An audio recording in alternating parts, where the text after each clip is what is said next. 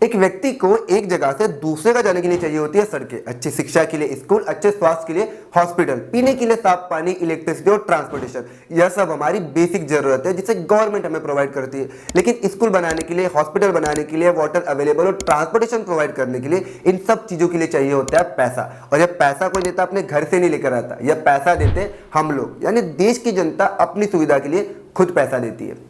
और इन पैसों से शिक्षा, स्वास्थ्य और सड़कें जैसी सुविधा देने का काम करती है हमारे देश की इलेक्टेड की हुई गवर्नमेंट, यानी देश की चुनी हुई सरकार। यानी देश की सरकार लोगों से पैसा लेकर लोगों को ही सुविधा देती है। इस पूरे सिस्टम को हम टैक्सेशन सिस्टम कहते हैं। अगर आपको यह लगता है कि आप कमाते नहीं हो तो आपको कोई टैक्स नहीं देना पड़ेगा, तो आप बिल्कुल गलत सोच रहे हो। देश में रहने वाला हर व्यक्ति सरकार को किसी ना किसी रूप में टैक्स जरूर देता है। पेट्रोल खरीदने से लेकर बाइक खरीदने तक, फिल्म देखने से लेकर होटल में खाना खाने तक, आप हर जगह सरकार को टैक्स दे रहे हैं। एक बच्चा जब पैदा होता है तो उसको लगने वाले इंजेक्शन से लेकर आदमी के मरने पर, ओढ़ने वाले कफन तक पर इस देश में टैक्स लगता है। लेकिन जो व्यक्ति 9 से 5 बजे तक की 8 घंटे की नौकरी कर रहा है, वो इन सब टैक्स के अलावा अपनी सैलरी का भी 5 से 30% सरकार को इनकम टैक्स दे रहा है। और इन सब टैक्स कट होने के बाद जो सैलरी आएगी, जाहिर सी बात है हम उस पैसे को अपने भविष्य के लिए इन्वेस्ट भी करना चाहेंगे। लेकिन सरकार इस पर भी टैक्स लेती है। पैसा कमाओ तो इनकम टैक्स, पैसा बचाओ तो टैक्स, पैसा मार्केट में इन्वेस्ट करो तो टैक्स, घर लो तो रजिस्ट्री टैक्स, गाड़ी लो तो टैक्स, गाड़ी में पेट्रोल डालू तो टैक्स, गाड़ी चलाओ तो टोल टैक्स, रोड टैक्स, बाहर खाना खाओ तो टैक्स, पिक्चर देखो तो entertainment tax. Tax tax tax tax tax, इतना सारा टैक्स देकर आम जनता कई करोड़ रुपया सरकार को टैक्स के रूप में दे देती है। टैक्स देने में कोई दिक्कत नहीं है, कई ऐसे देशों में भारत से ज़्यादा टैक्स लिया जाता है। लेकिन हमसे जो पैसा टैक्स के फॉर्म में लिया जा रहा है, क्या उस पैसों का सही उपयोग हो रहा है? अगर टैक्स देने से एक अच्छी हेल्थ फैसिलिटी, अच्छा एजुकेशन और अच्छी सड़कें मिल रही है तो टैक्स देने में क्या दिक्कत है? अगर टैक्स देने से जॉब क्रिएशन हो रहा है, महिलाओं को सुरक्षा मिल रही है तो क्या दिक्कत है टैक्स देने में? लेकिन फैसिलिटी और सर्विसेज के नाम पर गड्ढों वाली सड़कें, टूटा हुआ पुल और ट्रेन के भीड़ वाले डब्बे अगर मिल रहे हैं तो दिक्कत है इस सिस्टम से।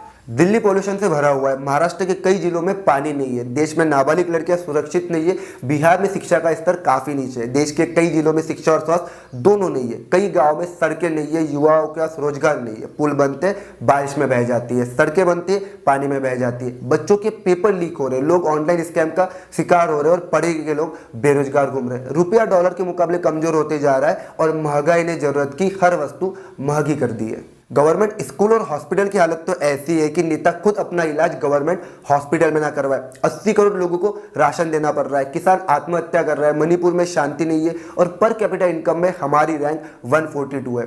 साल भर मेहनत करके एक आम आदमी 5 से 30% इनकम टैक्स सरकार को देता है और कई सारे इनडायरेक्ट टैक्सेस भी सरकार को दे रहा है। इतना सारा पैसा आम जनता सरकार को टैक्स के फॉर्म में देती है। क्या यह सब फैसिलिटी के लिए? कानून तोड़ने पर हमें सजा दी जाती है, बिना हेलमेट के बाइक चलाने पर फाइन लगाया जाता है, लेकिन टैक्स के पैसों से गड्ढे वाली सड़क बनाने पर किसको सजा दी जाए? सड़कों के इन गड्ढों से न जाने हर साल कितने लोगों की जान चली जाती है। इन लोगों के मौत का जिम्मेदार कौन है? सड़कें तो सरकार बनाती है, तो क्या सरकार जिम्मेदार है? देश की बड़ी बड़ी पॉलिटिकल पार्टियों पर कोई टैक्स नहीं लगता, क्रिकेट बोर्ड पर कोई टैक्स नहीं लगता, आईपीएल पर कोई टैक्स नहीं लगता, बड़े फार्मर जो कमर्शियल फार्मिंग करते हैं उनके इनकम पर भी कोई टैक्स नहीं लगता। लेकिन एक आम आदमी जो रोज 8 घंटे मेहनत करता है, उसकी तनख्वाह अगर थोड़ी भी बढ़ जाए तो उस पर उसे टैक्स देना पड़ता है। आपको ये जानकर शॉक होगा कि देश में सबसे ज्यादा इंडिविजुअल टैक्स देने वाले अक्षय कुमार और महेंद्र सिंह धोनी है, ना कि अडानी और अंबानी जो दुनिया के सबसे अमीर व्यक्तियों के लिस्ट में आते हैं। हमारे देश में मुख्य रूप से 2 तरह के टैक्स होते हैं, डायरेक्ट टैक्स और इनडायरेक्ट टैक्स। डायरेक्ट टैक्स का एक उदाहरण है इनकम टैक्स, यानी वो टैक्स जो आपके इनकम पर लगता है, जो 5 से लेके 30% तक का होता है। जिसकी जितनी ज्यादा इनकम होगी वो उतना ज्यादा इनकम टैक्स पे करेगा। अगर आपकी सालाना इनकम 15 लाख या उसके ऊपर है तो आपको अपनी इनकम का 30% सरकार को देना होगा। यानी 12 महीने की कमाई में से आप लगभग 4 महीने की कमाई सरकार को दे रहे हो ताकि आपको अच्छी सुविधा मिल सके।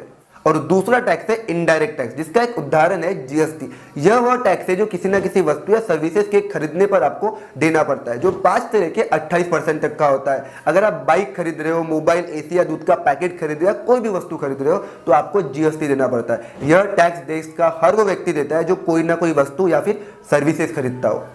क्योंकि देश में करीब 50% जनसंख्या खेतों से जुड़ी हुई है, इसलिए आधी जनसंख्या कोई टैक्स पे नहीं करती। मैं यहाँ खेतों से आने वाले इनकम की बात कर रहा हूँ, क्योंकि इंडियन टैक्स लॉ के अकॉर्डिंग एग्रीकल्चर से आने वाली इनकम पर कोई टैक्स नहीं लगता। इसलिए देश की आधी जनसंख्या कोई टैक्स पे नहीं करती, क्योंकि वो खेतों से जुड़ी हुई है और खेतों से आने वाली इनकम पर कोई टैक्स नहीं लगता। यह समस्या है मिडिल क्लास की, जो अपनी सैलरी का 30% इनकम टैक्स भी दे रहा है और 28% जीएसटी भी दे रहा है। इसके अलावा toll tax, sales tax, excise duty, यह सब मिलाकर कुल 60% टैक्स सरकार को देने के बाद इन मिडिल क्लास और सैलरीड पर्सन को सरकार से मिलता क्या है? गरीब आदमी राशन से अपना पेट भर रहा है और छोटी मोटी मजदूरी करके घर का भी गुजारा चला रहता है। कमाई ज्यादा है नहीं, इसलिए टैक्स देना नहीं पड़ता और ना ही वो कोई ज्यादा चीजें खरीदता है। और अमीर व्यक्ति कोई ना कोई दिमाग लगाकर टैक्स देने से बच जाता है और जो ज्यादा ही करोड़पति है वो देश छोड़कर विदेश सेटल हो जाते हैं ताकि अलग अलग टैक्स देने से बच जाए। एक रिपोर्ट के अनुसार इस साल 4000 से ज्यादा करोड़पति भारत छोड़कर विदेश सेटल होने वाले और पिछले साल भी 5000 से ज्यादा करोड़पतियों ने भारत की नागरिकता छोड़ दी ताकि इस टैक्सेशन सिस्टम से बचा जाए। अब बचा हमारा मिडिल क्लास, तो वह इनकम टैक्स, जीएसटी और कई सारे टैक्सेस के बीच में घिसते रहता है। यही कारण है कि हमारे देश में इनकम इनइक्वालिटी काफी बढ़ रही है। गरीब और गरीब होते जा रहा है और अमीर होते जा रहा है। इनकम इनइक्वालिटी के इस टॉपिक को आप हमारी इस वीडियो में देख सकते हो। इसमें डिटेल में इनकम इनइक्वालिटी के बारे में डिस्कस किया गया। वीडियो की लिंक आपको नीचे डिस्क्रिप्शन में मिल जाएगी। किसी भी देश के पॉपुलेशन की क्वालिटी उस देश के एजुकेशन और हेल्थ पे डिपेंड करती है। यही हमारी बेसिक सर्विसेज है। लोगों को प्रोडक्टिव बनाने के लिए, उन्हें एसेट में कन्वर्ट करने के लिए अच्छी शिक्षा और स्वास्थ्य देना गवर्नमेंट की जिम्मेदारी है। लेकिन हमारे देश के गवर्नमेंट स्कूल और हॉस्पिटल की हालत किससे छुपी नहीं है। किस नेता, अफसर या पैसे वाले का बच्चा देश के गवर्नमेंट स्कूल में पढ़ता है? ये जितनी भी बड़ी बड़ी पॉलिटिकल पार्टी है, उनके जो नेता है, इनके बच्चे देश के हाईफाई स्कूलों में पढ़ते, विदेशों में पढ़ते, ना ही ये अपना अपने बच्चों का इलाज गवर्नमेंट के बने हुए हॉस्पिटल में करना पसंद करेंगे। सरकार का काम है हमें बेसिक फैसिलिटी प्रोवाइड करना, अच्छी शिक्षा प्रदान करना और अच्छी स्वास्थ्य सुविधाएं प्रदान करना। लेकिन बेसिक फैसिलिटी के नाम पर टूटा हुआ पुल, गड्ढों वाली सड़कें और ट्रेन के भीड़ वाले डब्बे मिलते हैं, जहां एक डब्बे में 150 से 200 लोग भरे हुए होते हैं।